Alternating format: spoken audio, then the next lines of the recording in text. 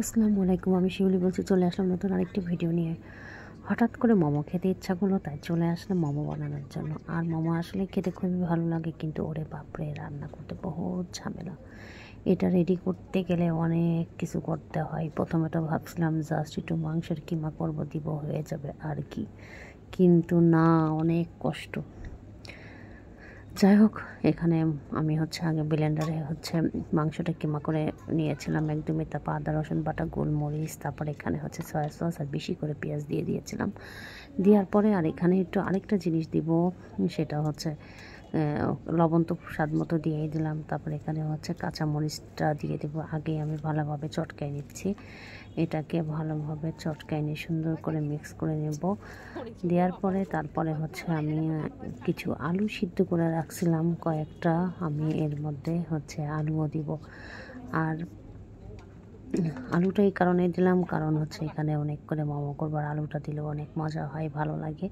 যাই হোক, এখানে আলুটাও দিয়ে চটকায় নেব। তারপরে এখানে কাঁচামরিচটা দিয়ে দেবো। কাঁচামরিচটা আমি আগে দিইনি, হাতটা অনেক জ্বলে পড়ে ছাই হয়ে যাবে এই চিন্তা করে ভাবলাম যে না, কাঁচামরিচটা লাস্টে থেকে দিই, তবে এটাকে দিয়ে মিক্স করে ফেলবো।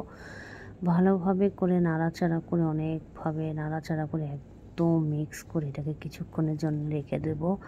আর দেখেই বোঝা যাচ্ছে অনেকটা মজা হবে। আর এদিকে আমি মোমোর যতটুকু সাইজ করব ততটুকু করে আমি আটাগুলো একদমই হাত দিয়ে ছোট ছোট করে নিয়ে রেখে দিলাম। যাই হোক, এই সাইজটা করে আমি নিলাম, নিয়ে এখানে এখন আমি সব একটুখানি কেটে করে নেব, মোমোটা বানিয়ে নেব। আর মোমোর আটাটা আমার কাছে এত সুন্দর হয়েছিল, এটা রুটি বানানোটা খুবই ভালো হয়েছিল, একদমই সফট পাতলা ছিল। যাই হোক, ভালো ছিল। তারপরে এই যে এক এক ধরনের এক এক রকমের বানিয়ে ফেললাম। প্রথম বানালাম, হয়তো এই জন্য এরকম ভালো হয়নি দেখতে, কিন্তু প্রথমে আমি বানিয়েছিলাম, ওটা অনেক সুন্দর হয়েছিল। কিন্তু প্রথমটা আমি বানিয়েছিলাম ওটা গোল গোল, কিন্তু মোমো বানাতে যে আমার এত অস্থির লাগছিল, ভিডিও কী করবো, আমার কিছুই করতে ইচ্ছা করছিল না, আমি এটা নিয়েই পুরোপুরি ব্যস্ত ছিলাম।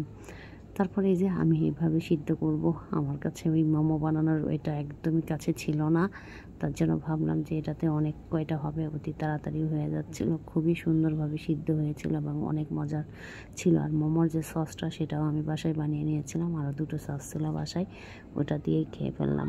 মোমোর সসটাও মাশাআল্লাহ অনেক মজা ছিল। আসলে মোমো বানাতে গেলে পরে অনেক টায়ার্ড ফিল করছিলাম বলে এইভাবে ঠিকভাবে আসলে ভিডিও করা হয়নি। যাই হোক, মোমো যখন বানিয়ে নিয়ে আসলাম, সাথে সাথেই আমরা খেয়ে একদম ফিনিশ করে ফেলছিলাম। এই যে কালারটা এইভাবে চলে আসছে একদমই। খাওয়ার পর অনেক সুন্দর ফুল ছিল মোমোটা, বেশ মাশাআল্লাহ। এখন যখন সসটা দিয়ে খাচ্ছিলাম খুবই ভালো লাগছিল। আসলে বাসায় কিন্তু বানালে খুবই ভালোই লাগে। আর এখানে যে মোমোর সসটা দেখা যাচ্ছে, এটা আমি বানিয়েছিলাম। আজকের মতো এখানে শেষ করছি। আল্লাহ হাফেজ।